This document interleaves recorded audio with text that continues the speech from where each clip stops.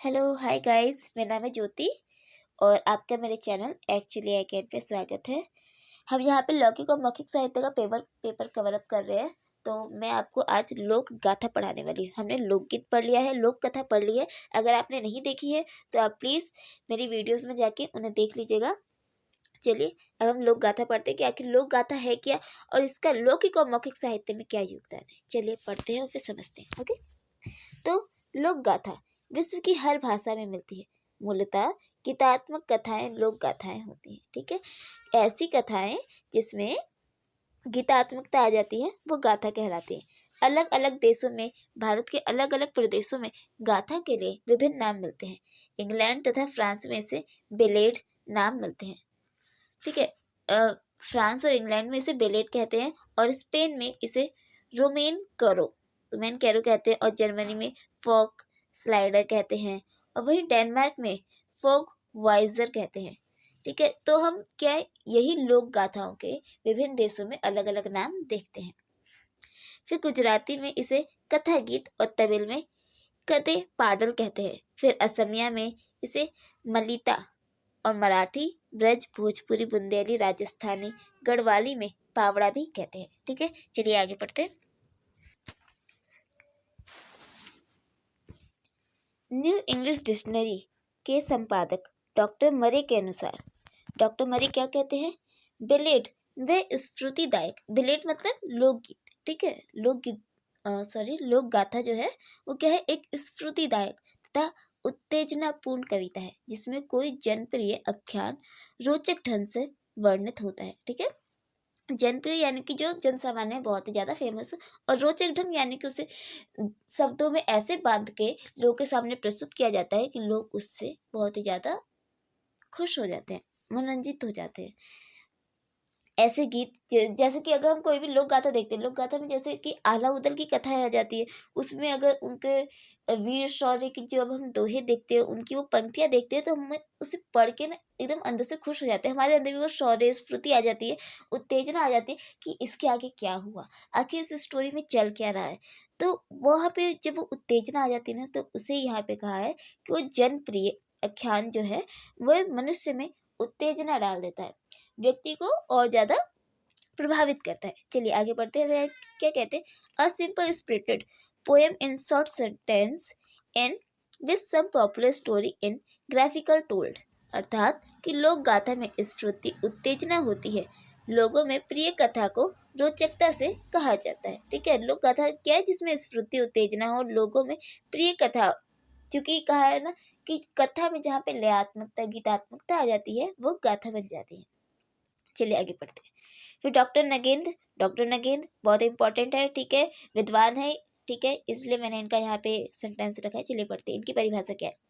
किसी वीर की शौर्यपूर्ण साहसिक कथाएं वास्तविक रूप से घटित हुई हो तो लोक गाथा बन जाती है। ठीक है, जब वो वास्तविक रूप से घटित हुई हो तो वह लोक गाथा बन जाती है, इतर सभी लोक गाथाओं के रूप में प्रचलित हो जाती है। ठीक है, तो यहाँ पे वही है, क्योंकि ऐसा माना जाता है कि जो आला उदल है ना, वो ना रियलिटी में ये एक घटनाक्रम है और वो वास्तविकता में हमारे देश में थे, हमारे भारत में वो वीर शौर्यवान जो लोग थे वो पैदा हुए थे और उनकी कथाएं 1000 साल के बाद अभी तक हमारे समाज में अपना स्थान बनाए हुए हैं।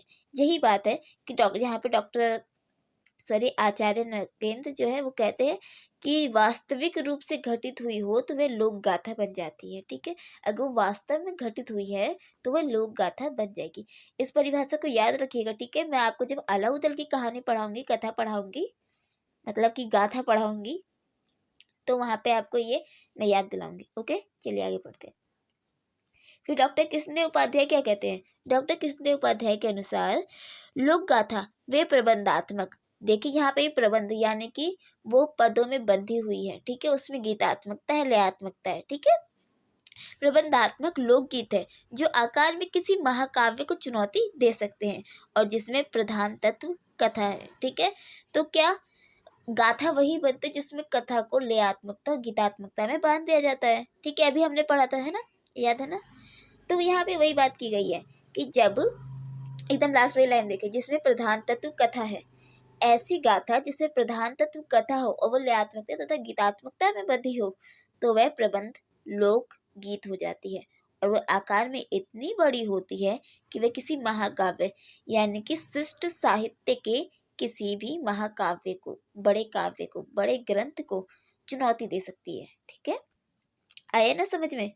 अगर आपको नहीं आया तो समझ में, तो इस परिभाषा को 3-4 बार रीड करो और इसे अंदर से डीपली एक एक शब्द को अंदर से समझने की कोशिश करो, तो आपको जो है ना इसका मीनिंग बहुत ही अच्छे समझ में आएगा।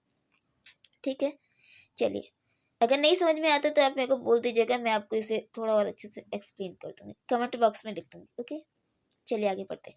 फिर लोक गाथाओं का वर्गीकरण। लोक गाथाओं का वर्गीकरण दो दृष्टियों में किया जाता है, पहला आकार के आधार पर तथा दूसरा विषय वस्तु के आधार पर।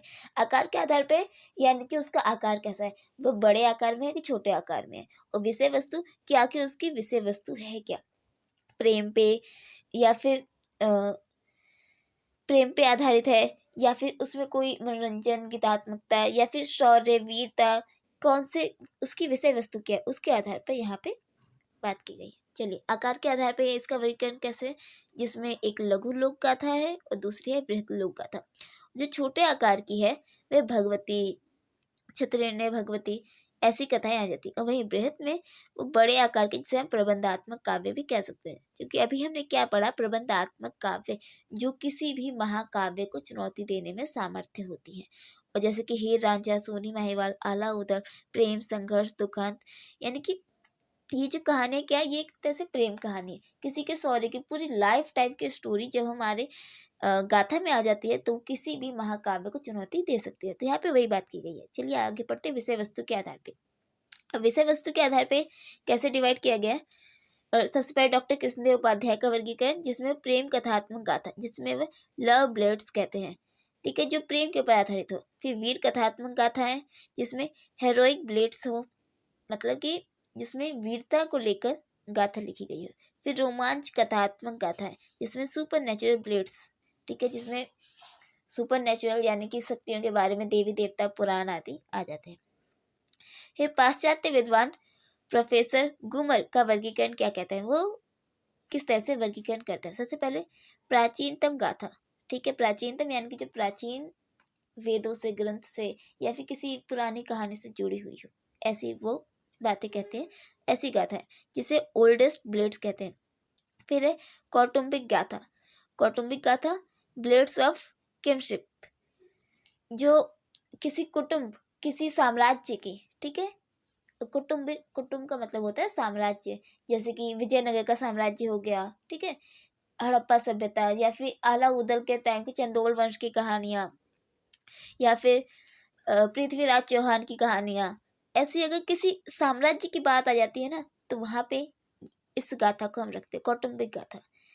फिर आती है अलौकिक गाथा, जो कि सुपर नेचुरल पावर से रिलेटेड हो, जिसमें क्या है, कोरोनाच and blades of supernatural powers, ठीक है। फिर आगे देखते हैं, आगे इनका वर्गीकरण क्या कहता है। आगे उन्होंने ऐड किया है एक पौराणिक गाथा है, जिसमें पुराण से संबंधित गाथाएं होंगी। फिर है सीमांत, बॉर्डर से रिलेटेड। आरण्यक, जिसमें ग्रीन वुड प्लेट्स, आरण्यक होता है जैसे पुराणों में कुछ कुछ कहानियां होती है, गाथाएं होती है, उनको लेकर यहाँ पे बात की जाती है, ठीक है। अब इसके जो हमारे लोक साहित्य, लौकिक तथा मौखिक साहित्य में थोड़ी इंपॉर्टेंस है, चलिए एक बार उसे पढ़ते हैं। क्या कहते हैं कि प्राचीनतम गाथाएं आकाश, धरती और ऋतुओं से संबंधित होती है। समस्या मूलक गाथाएं इनमें प्रमुख है, जिनमें प्रश्न पूछे जाते हैं और उत्तर भी गीतों के ही माध्यम से दिए जाते हैं। जैसे मराठी में कलगीतुरा के गीत गाए जाते हैं, ठीक है। फिर उसके बाद सेकंड पॉइंट क्या कहते हैं, कौटुंबिक गाथाओं में परिवार से संबंधित लोगों के, जैसे पति पत्नी, भाई बहन, सास बहू, ननद भौजाई, देवर भाभी, जेठानी देवरानी, सौत सौतेली माँ आदि के संबंधों पर निर्मित लोक गाथाएं आती हैं। परिवार से सम्मिलित विभिन्न व्यक्तियों के व्यवहारों का, संबंधों का चित्रण इनमें देखने को मिलता है। कौटुंबिक यानी कि फैमिली के मैटर यहाँ पे देखने को हमें मिलते हैं। फिर नेक्स्ट पॉइंट क्या है, क्या लिखते हैं, लौकिक गाथाओं में जादू टोना, सम्मोहन, परकाया प्रवेश, परी अप्सराएं, शाप परिहार आदि पर गाथाएं आती है। फिर फोर्थ पॉइंट है, पौराणिक गाथाओं में जादू टोना, पुराण, रामायण, महाभारत, श्रीमद् भागवत आदि के चरित्रों पर आधारित लोक गाथाएं आती है, ठीक है। तो यहाँ पे एकदम अच्छे से एग्जाम्पल दिए हुए हैं कि इनमें कौन कौन सी कथाएं आती हैं। नेक्स्ट पॉइंट है ऐतिहासिक गाथाओं में ऐतिहासिक पात्रों को, स्थानिक शहीदों को, सूरवीर राजाओं को, स्वतंत्र सेनानियों को लेकर लिखी गई गाथाएं आती हैं।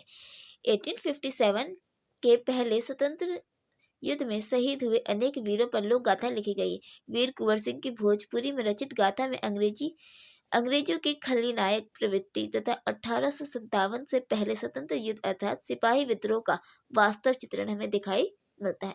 ऐतिहासिक गाथा में हमें ये सब दृश्य देखने को मिलते हैं। ठीक है, चलिए आगे पढ़ते हैं। बस लोक गाथा खत्म ही हो गया। फिर लास्ट पॉइंट है, आरण्यक गाथाओं में जंगल में रहने वाले डाकू जो अमीरों को लूट कर गरीबों को मदद करते थे। ठीक है, आरण्यक गाथाओं में ऐसे आते हैं।